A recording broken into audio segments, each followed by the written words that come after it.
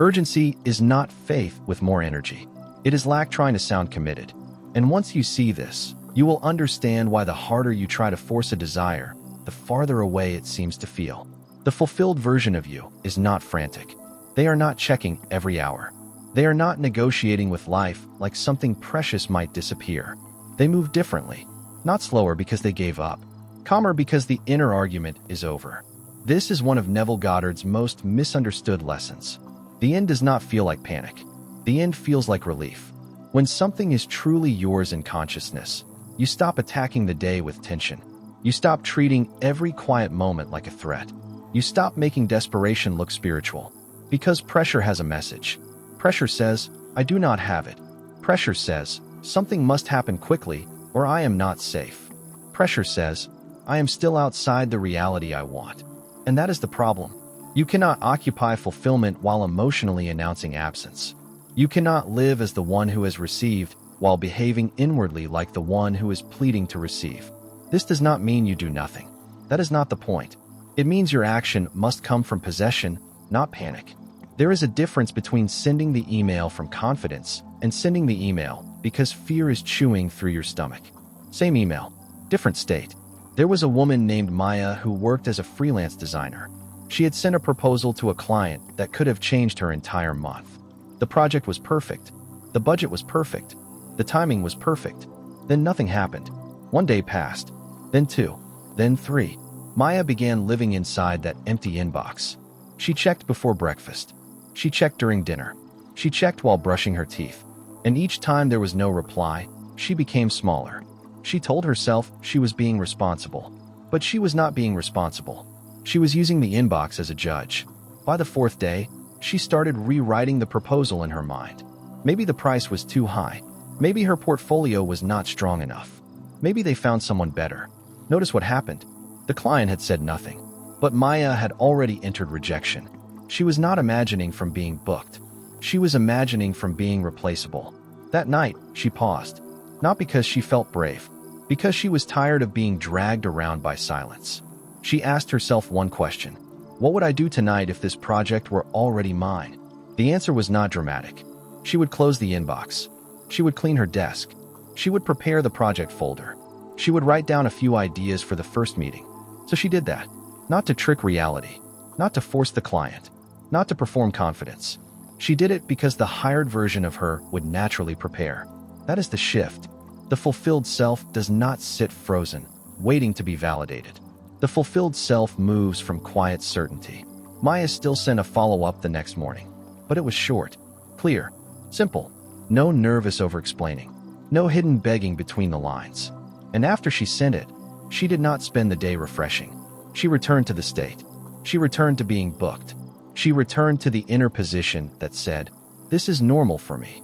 2 days later, the client replied. They apologized for the delay. They approved the project. And before the week ended, another referral came in from someone connected to that same client. But the real change happened before the reply. The real change was that Maya stopped being available to panic. She stopped letting silence decide her identity. She became the woman for whom good work, good money, and good opportunities were natural. That is what relaxation really means. It is not laziness. It is not weakness. It is not pretending nothing matters. Relaxation is the body finally agreeing with the assumption. It is the moment your inner world stops arguing with the outcome. This is why calmness is so powerful. Calmness says, the matter is settled. Calmness says, I do not need to wrestle the world into agreement. Calmness says, I can act without begging through my actions. That is the command. Not loud words. Not forced positivity. Not 1,000 anxious techniques. The command is the state you return to when nothing outside has confirmed it yet. Many people misunderstand persistence. They think persistence means thinking about the desire all day. But if every thought is soaked in fear, that is not persistence. That is repetition of lack.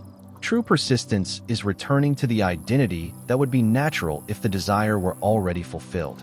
Again, and again, and again. Not violently, not tensely, not as a punishment, as a return home. Ask yourself before you act, would the fulfilled version of me do this? Or, is fear using my hands right now? That question will expose so much. It will expose the message you almost sent, the apology you did not need to make. The extra explanation that came from insecurity, the sudden urge to lower your worth just to get a response. The fulfilled self may still take action, but that action has a different atmosphere. It does not smell like need. It does not shake with hidden demand. It is clean, simple, natural. Neville's teaching is not asking you to become passive. It is asking you to stop acting from the wrong identity, because the action is not the cause. The state is. The action is only the clothing the state wears. Fear can wear productivity. Lack can wear discipline. Desperation can wear devotion. That is why you must look deeper than what you are doing. You must ask who is doing it, the one who has it, or the one trying to prove they deserve it. This is the quiet turning point.